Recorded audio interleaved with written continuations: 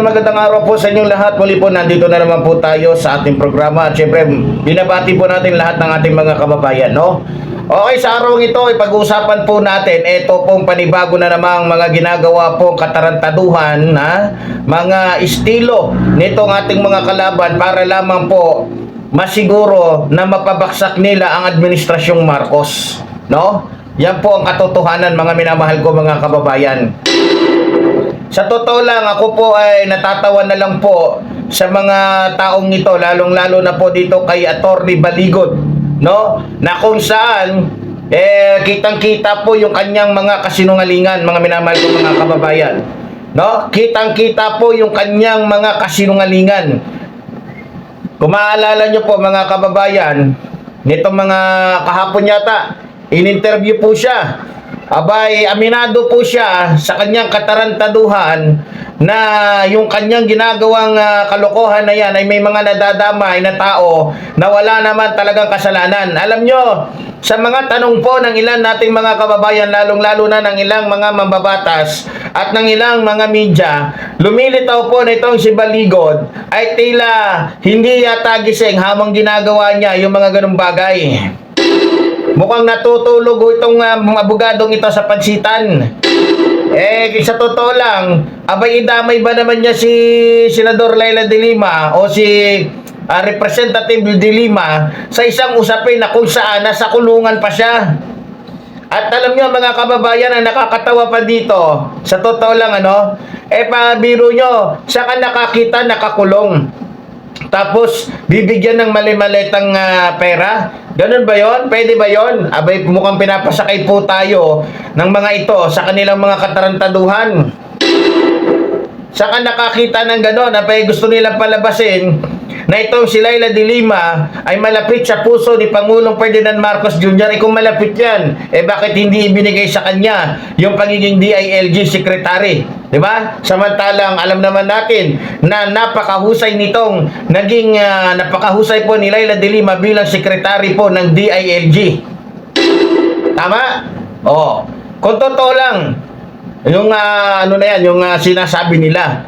Sa totoo lang po mga minamahal ko mga kababayan, kung nakalaya man po ito si Leila de Lima, hindi dahil sa gusto po ni Pangulong Ferdinand Marcos Jr.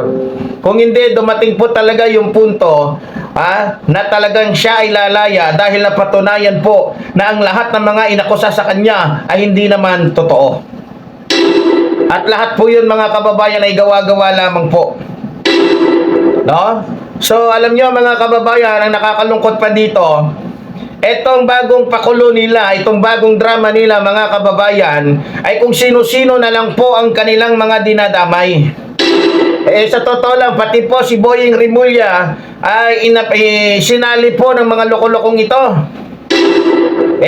Baka mamaya, maliban sa mga nabanggit ng mga personalidad, baka mamaya pati si San Pedro madamay sa mga kalokohan ng 18 mga sinungaling na kung saan ay inilabas nito pong ni Atty. Baligod, na kung saan ay walang pinagkaiba sa estilo po ni Gotesa. Kaya ako naniniwala ako mga kababayan na pagkatapos ilabas yan at kapag nabuking yung mga kasinungalingan nila, lahat ito mag-aala Gotesa. Bakit? Syempre, maniniguro tong mga to. Ayaw yata nilang makulong. At syempre, hindi naman pwedeng maipit tong mga to dahil pag naipit itong ito at kumanta, sigurado ang lilitaw at lilitaw po dito na mastermind ay wala na pong iba kundi si Sara. Tama? Alam nyo mga kababayan, sa nakikita ko, talagang yung mga pinagkukuha nila sa simula't-simula pa lang na mga testigo kuno, puro po mga walang magagandang record. Kagaya na lang po ni Morales. Kung maalala ninyo, yung kalbong walang niyang yun na parang 10-10 yung sungay. Abay, ugod na sinungaling. Keso ganito daw, si Pangulong Ferdinand Marcos Jr. daw, may nadamay pang artista. Abay, kung sino-sino na ang dinadawit para lamang sabihin na may katotohanan yung kanilang sinasabi. Ngayon, nasaan na si Morales? Nasaan na si Morales ngayon? Tahimik na. Kasi hindi naman totoo yung mga pinagsasabi niya. May nagawa ba si Morales? Nagawa ba nila yung gusto nilang gawin kay Pangulong Ferdinand Marcos Jr. na pababain sa pwesto sa pamamagitan ng kanilang mga paninira? Hindi, dahil ang katotohanan pa rin ang mananaig. Tama? Ngayon, mga minamahal ko mga kababayan, ako, ang tansya ko lang po dito, ang tingin ko lang po dito mga kababayan, dahil ito ay mga walang kwenta at walang mga silbing uri ng mga naging Marines, kasi base sa aking nabasa, base sa aking napanood, kang karamihan pala dito, mga minamahal ko mga kababayan, ay na-discharge po sa kanilang serbisyo. Alam nyo, kapag ikaw ay hindi mabuti, kapag ikaw ay walang kwenta at puro kababalaghan ang ginagawa mo sa serbisyo, madi-discharge ka. Ibig sabihin, hindi ka wala kang magandang ehemplo na naibibigay, o hindi ka magandang uri, o isa kang masamang kawani ng gobyerno, kaya nadi-discharge. Ibig sabihin, pinapalayas, pinapaalis dahil merong mga kabalbalan. Ibiro makukuha na lang sila ng mga Marines, o sabihin na lang natin sundalo, yung mga sandalo pang mga walang kwenta. Ay, ito pa, mga minamahal ko mga kababayan, nung simula ay sinabi 18 daw ng mga Marines. Ngayon, dahil nag-imbestiga nga po ang Armed Forces of the Philippines, biglang umamin itong ito pong si Attorney Baligod na yung 4 doon ay hindi pala daw Marines. So parang nagkakamali-mali po siya mga kababayan. At saka mapapansin po ninyo, nung naimbestigahan po, kinwenta po, inalam po, may mga nag-react na tungkol sa kanilang mga inilabas, abay biglang bawi na aminado daw siya na hindi daw talaga sila Ila de Lima kasama. Pero sinama nila sa affidavit. So nako, delikado kayo ngayon kay de Lima. Maliban sa usaping ito, mga minamahal ko mga kababayan, abay may nadadamay pong iba. Kagaya na po ni Tito Soto. Ay nako po, ang dami na pong dinadamay. At kung titignan po ninyo mga kababayan, karamihan po dito sa mga dinadamay po nila ay yung mga tao pong may paninindigan para sa taong bayan. Ito po yung mga uri ng tao na kung saan ay mayroong katapatan at tunay na pagmamahal sa ating bansa. Kaya kung mapapansin ninyo, tila talagang meron pong intensyon, o meron po, o sinadya po talaga itong mga pangyayaring ito para po galitin ang taong bayan, para sila ay sumama sa gagawing pag-aaklas o sa kanila pong mga ginagawang pagpapababa sa ating mahal na Pangulo. Biro nyo, bago po ang EDSA Revolution, bago po yon, yung hindi ako nagkakamali, 25, itong 25 na to, abay gumawa muna si Baligod ng ganong mga klaseng usapin o press conference para po, alam nyo na, isang strategy po yan o isang pamumulitika para lamang po isang strategy para po marami po silang maakay o masama na mga rallyista na sasama sa kanilang masasamang plano. Ngayon ay makulan dito kay Defensor, dahil ito si Defensor ngayon ay naguhugas kamay po. Pero sa tingin ko, mga minamahal ko mga kababayan, yung itsura ng mga taong yan, dapat malaman. Ang dapat nating malaman kung saan galing yung mga yan at anong reliyon ng mga yan. Dahil ako, duda ako na talagang sa mga bagay na yan ay maaaring may kinalaman dyan yung isang reliyon na wala pong ginagawang mabuti sa ating bansa. Kilala nyo na siguro kung anong uri ng reliyon yon. Yun po yung reliyon na may sungay. Alam na po siguro ninyo kung sino yung reliyon na yan na mayroon pong isang katutak na sungay. Simbolo ng kanilang pagiging, alam nyo na, makademonyo. Ayaw kong bangkitin dito kung sino yan. Alam nyo na kung sino yung reliyon na yan na mayroong sungay. Alam nyo, yung reliyon na yan, kung maalala ninyo, sinami po ni Garma, nung si Duterte po ay kumuha ng mga tao para magsagawa ng pagpatay sa libu-libong mga tao sa buong Pilipinas, ang pinili po ni Rodrigo Roa Duterte yung membro po ng tinatawag natin na membro ng isang kulto. Alam niyo na po siguro kung ano yon. Ayokong sabihin kung anong reliyon to at sino ang founder nito, dahil baka mamaya mag-alboroto na naman tong mga to. Pero sila mismo alam nila at alam na nila ang pinapahiwatig ko kung sino sila. Tama? So alam niyo po mga minamahal kong mga kababayan, pagdating ng oras, panahon na ito po'y maiimbestigahan ng ating mga kapulisan, ng NBI, sigurado ko na itong mga 18 saksi na idinala nitong ni Atty. Baligod ay mag-aala gotesa din. Dahil siguradong pag sila ay tinanong at inimbestigahan, siyempre iimbestigahan niya ng DOJ, ng NBI, isa-isa, magtataguan na din yan. Bakit? Si Gutesa, di ba, hindi humarap doon sa DOJ dahil alam niya na ang mag-iimbestiga sa kanya ay talagang magagaling na mga investigador na kung saan hindi pwedeng paikutin ng kasinungalingan ng kahit sino man. Kaya natitiyak ko na yung ginawa nilang yan, lalong-lalo na nito ni Baligod, ay isang strategy lamang para po sa kanilang plano na pabaksakin o para sirain ang administrasyong Marcos. Sa totoo lang mga kababayan, itong si Baligod, kung titignan po ninyo, tumakbo po to ng pagka-congressman, hindi po nanalo dahil sa pagmumukha pa lang makikita mo si Raulo. Kitang-kita naman po mga minamahal ko mga kababayan, paano ko nasabing may sira ang utak nito? Abay, matino ka ba namang abogado? Papayag ka, basta-basta na lang, nasa isang affidavit ay lalabas yung isang taong walang kamuwang-muwang? Kaya nga sinasabi natin dito na itong kanilang ginagawa ay muro-muro lamang po mga minamahal ko mga kababayan. At ito'y walang sapat na batayan. Walang sapat na batayan. Sa simula pa lang, simula nang itong si Vice President Sara Duterte ay lumayo, at hindi na nakipag-ugnayan dito po sa ating Pangulo o humiwalay na sa gabinete ng ating mahal na Pangulo, abay nagkaroon na po ng sari-saring mga paninira sa buhay po ng ating mahal na Pangulo. Alam na po natin ang kanilang motibo. Unang-una, gustong-gusto po talaga sirain ni Vice President Sara Duterte ang pangalan po ng ating mahal na Pangulo at gusto niya itong pababain nang sa ganon, hindi siya mapanagot sa kanyang mga kasalanan. Yan po ang katotohanan dyan mga minamahal ko mga kababayan. Wala nang iba. Kahit saan natin tingnan ang anggulo, ang lahat ng nangyayaring ito ay isang strategy o isang pagtatangkang pababain ang ating mahal na Pangulo para lamang hindi sila makapanagot sa kanilang mga kasalanan. Simple lang po yan mga kababayan. Wala nang ibang dahilan kung bakit nagkakaganito, bakit maraming mga gotesa ang lumalabas ngayon. Paano ko nasabi? Tagaan nyo sa bato. Kapag naipit po yung mga yan, kahit makulong pa yan, halimbawa, hindi na po, hindi na lugi yung mga yan. Dahil bayad na po yan ng milyon-milyon. Hindi naman po magagaganyan yan, kung hindi po yan nabayaran ng milyon. Di ba?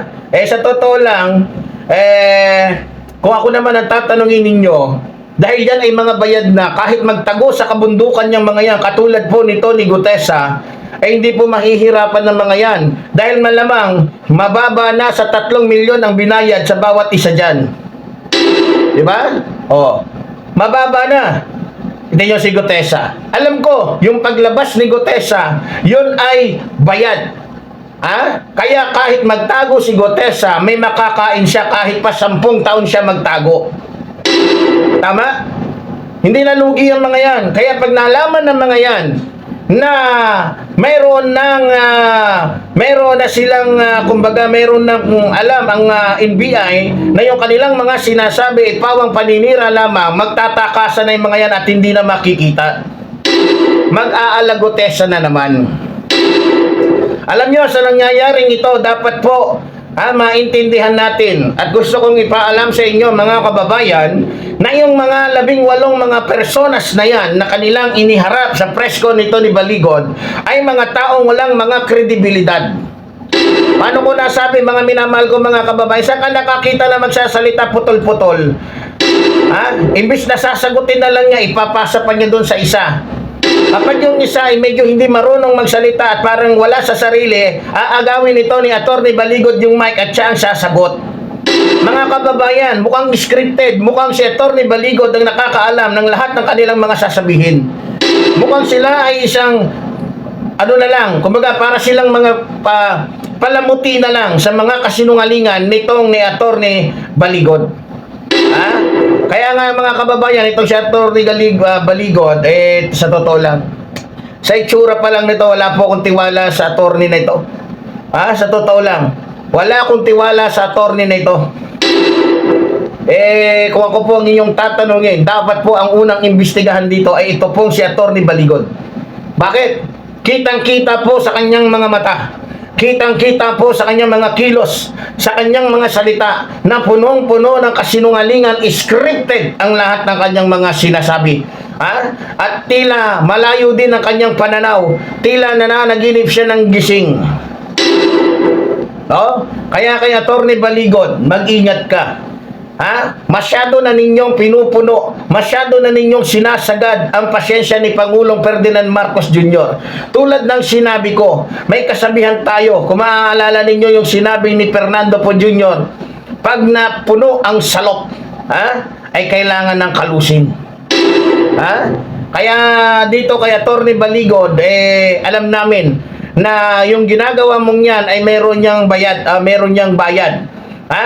At sigurado, milyon din ang ibinigay dito.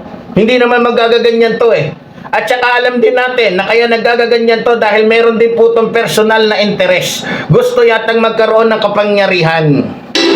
Sawa na yata sa kanyang pagiging abogado. Kaya gusto naman niyang maging albuneryo. Tama ba yung sinabi ko, albuneryo? Gusto niya kasi maging bilyonaryo.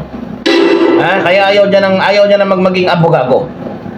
Okay, so mga minamahal ko mga kababayan, pag ito hindi nagkatoto-toto, kasi nakita nyo naman yung naging reaction po ni Senador Lacson. Maging si Senador Lacson, mga minamahal ko mga kababayan, ay duda. Duda. Kasi sa inilabas nilang mga statement, malayo sa katotohanan. Biro mo, 560, kung di ako nagkakamali, 556 billion ang budget sa flood control, na kung saan ay naibahagi po yung perang ito sa iba't ibang uri ng mga personas, na kung saan mga minamahal ko mga kababayan, ang sangkot to dito ay mga congressman, senador at mga kontraktor. Ngayon, kung totoo sinasabi nila na sila ay nag-deliver ng 805 billion, mukhang hindi yata tumutugma talaga. Kaya mismo si Senador Ping Lacson na po ang nagsasabi na itong mga nangyayaring itong kanilang mga ginagawa ay isang pamumulitika lamang. Ito po ay paninira sa administrasyong Marcos.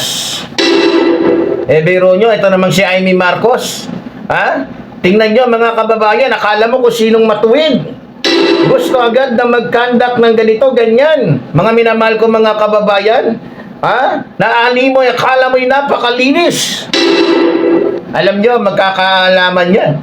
Alam nyo naman na gustong-gusto nilang sirain, wasakin yung magandang forma ng Senado.